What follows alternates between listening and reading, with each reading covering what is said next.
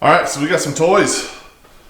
Holley has made a good grip of money off me for this Subaru project. So we'll go through quickly what I have here. I'm still waiting on the power harness to come in, but this is mostly everything that we need to get the car going. So we have our injector harness, we have our main harness, we have our dual fuel pumps in one sending unit. We have our transmission controller, transmission harness for the trans.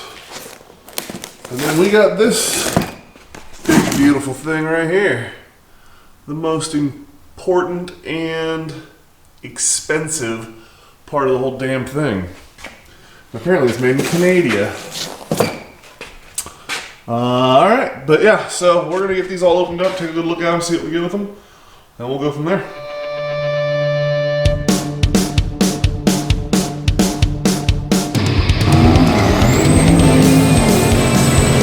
Alright, so first thing first, we're going to start with the most expensive part of this whole deal, and that's the Dominator itself. So far to this point, I'm in this whole car around $1,000.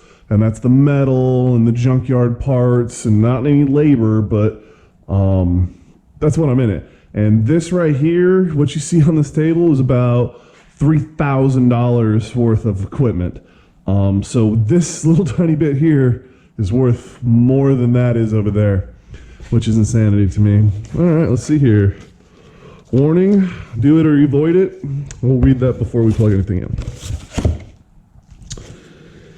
Wow, I'd like to say I thought there'd be more, because money, Jesus. So I get a Dominator sticker, because otherwise it just looks exactly like the Terminator. Well, other than it doesn't have a thing. Looks like I got the dongle to connect to a computer, which is cool. Some mounting hardware, it would appear. I'm going to assume the software on the little USB here, which is kind of cool. And then, wow, okay, there's a lot more girth to this. Oh, well, no, that would explain why I couldn't get that out. There's a lot more girth to this than I thought there would be. Wow. Holley EFI. Made in Canada. Just like Joe's car. Got a serial number, says it passed, test and cal, data code. It was on June 26th, so it's fairly new. We've got, I have no idea what that's for. Interesting. And then this is our CAN port. So we can plug our CAN in. That's real nice. It is a lot sturdier and heavy duty than I thought it was going to be. Well, I don't know what I thought, but for the price, it's still one little tiny piece that cost a ton, but it feels quality, which is good. So put all this stuff back in because we are not ready to install this on the car. Need to figure out which way I'm going to mount it so I know which way to put the sticker. Where the hell does that go now? It's, well, I guess it kind of fits. Almost seems like the sticker's longer than the freaking unit. But yeah, it looks real nice. So that's cool. Oh, whoa. Whoa. Put it all back together. So hell yeah, that's cool. And then this should be our trans harness. Ooh, this one actually has instructions. Dominator didn't, but I've seen plenty of stuff online I can look at. Oh, it might be on that flash drive too. Registration, instructions, limited warranty. Okay, so it's not really instructions, but okay. So turbine speed,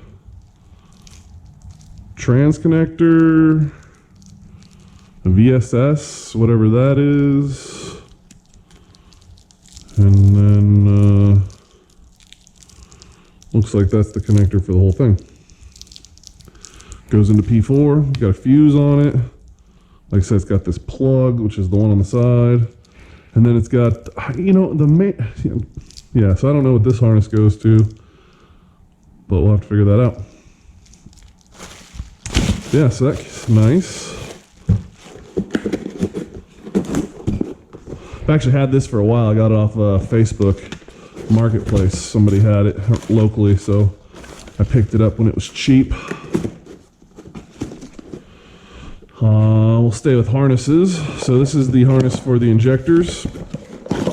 Pretty cool piece of kit. Plugs right into the main harness that we have right there in that bottom box, and then off to every injector. Something Bean was here last night and talking to me about, we were looking at this. He said there is no way, because once these heat cycle a bit, these tags tend to fall off, which doesn't make sense. I mean, doesn't sound wrong at all. And he said he actually had an issue where he had these backwards on two of the cylinders.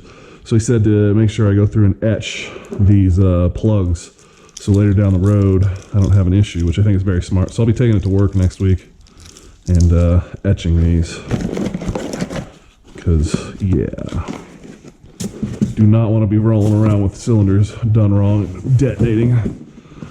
And then lastly, for the harness side of things, we have the main harness, which I've already looked at and played with a bit. But it has your two plugs that come into the unit, P1 and P... doesn't say. That's P1A and P1B. So those are our two first ones there. And then it has a ton of stuff on it. It goes to all your sensors, does all kinds of good stuff. So this is going to make wiring it up way nicer. It's already nicer and easier than what we did on Joe's. And granted, Joe's didn't cost us any money, well, for the engine harness, but it did a lot for the other rest of it. So yeah, I'm really stoked with the way this looks and has come out.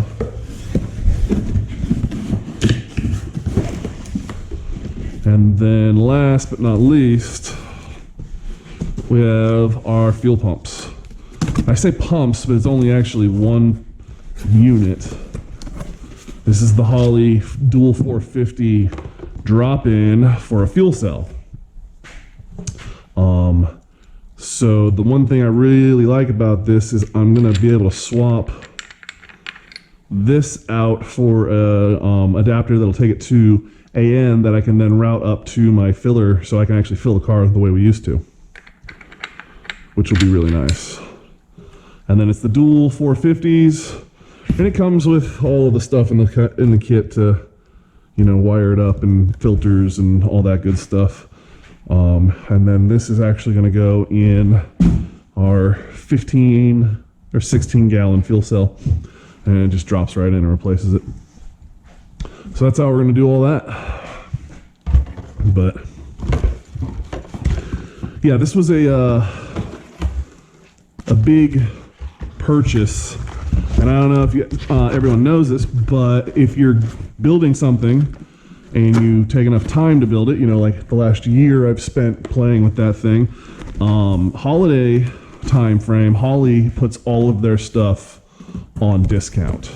So all of this was, I saved probably somewhere in the neighborhood of probably $300 on everything I got here, just from the discount. That's $300 off the made up, you know, exaggerated price that they put on it throughout the year.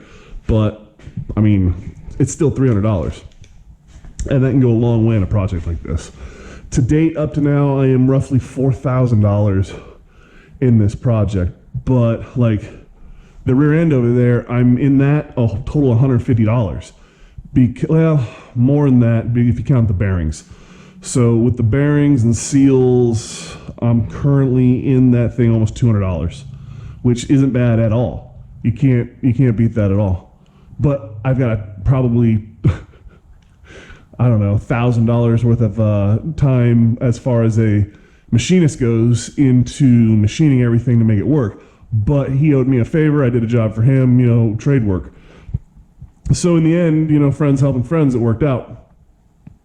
So I'm trying to keep this thing on a budget, but on this other hand, these components will be good for the lifetime of the car. So as I upgrade things and make it more ridiculous, this will all adjust with it. You know, as I do the turbos and everything, this will handle it.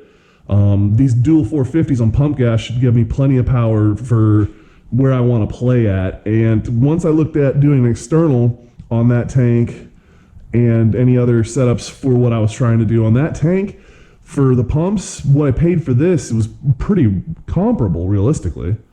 It's a big chunk of change to swallow when you step up to this stuff, but it's quality gear and it'll last, and it has the support of Holley and all these other things, and you've seen it in everybody else's builds. It's you get what you pay for a lot of this stuff. So you'll hear me say that a lot, and most of the time it's when I'm talking shit about how I didn't pay for something and then it broke. But in this case, I spent a lot of good money, and it's in a spot that I don't ever want to have an issue. I mean, I've done enough cars, like the Z was done where we did the stock harness chop up and merge with the Z harness, and that was expensive in the end and is not as easy to tune and play with, you know. Joe's car is the same way. It didn't cost us a lot of money to splice it all together, but it was a lot of time and everything, and then tuning it and everything. You got to do HP, and you know, you spent $600 on that. So in the long run, it was a big pill to swallow to do all this, but I think it's going to make a huge difference for the car.